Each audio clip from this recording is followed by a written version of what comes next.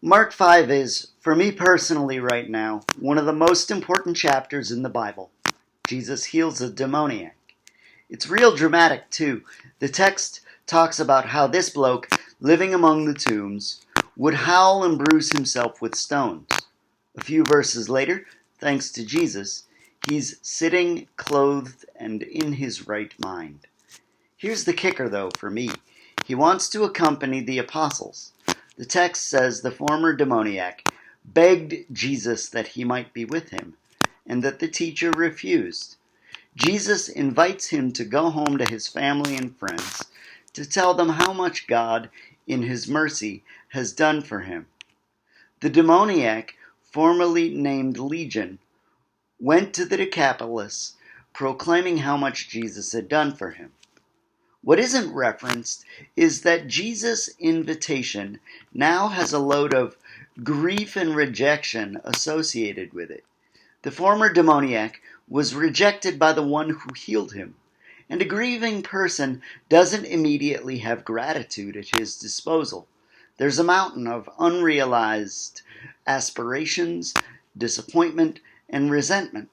Just like a paralytic who'd love to move his legs, but whose will is insufficient to pull it off. For someone who's healed then rejected, the muscle of rejoicing isn't as responsive to will as we'd like. Ram Dass talks about a day Maharaj-ji said to him, "Give up anger and tell the truth." Maharaj-ji then permitted the other devotees to be near him, but didn't allow Ram Dass the same. The interruption of his ability to be with his guru made Ram Dass blazingly mad. When Maharaj-ji noticed it, he called a seething Ram Dass over to him. He got nose to nose with the man and said, "Give up anger and tell the truth."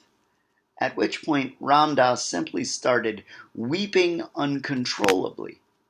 So the deep wells of sadness underneath anger were laid bare by the distance from the guru. By calling the demoniac to a vocation that sandwiched an unpleasant piece of distance between Lord and devotee, I wonder whether Jesus is inviting the demoniac to the same kind of catharsis.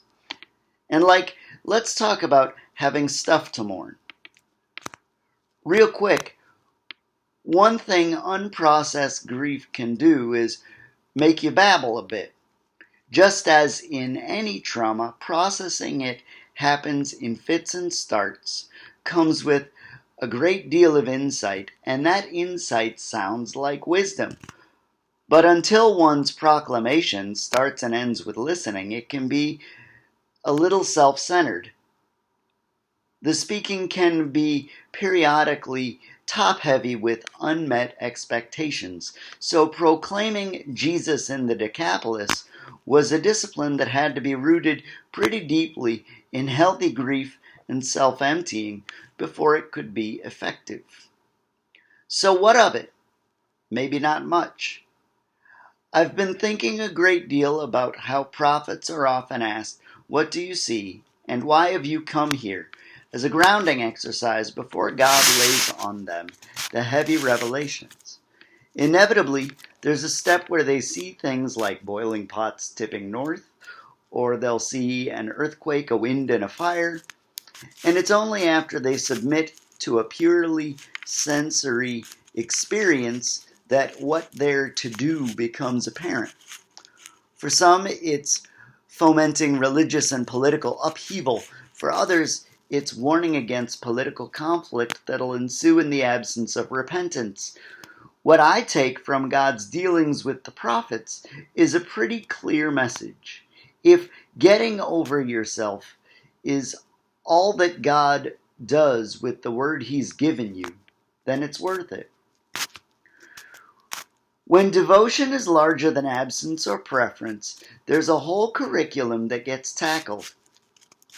Treating attractions and aversions as equally revelatory, though we push away what we don't like and grasp at what we do, working to elevate ego and purify wanting by allowing the self to become like Christ who yields to the Father, and by wanting both what's pleasant and what's not on a timeline that's not our own, these are all pieces of grieving the difference between expectations and reality until we arrive at deep acceptance of everything.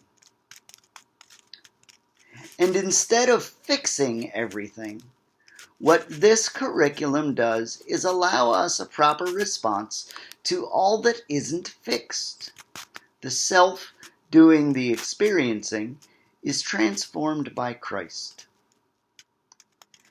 And by, I think it's possible to come to a spot where we think that that is enough.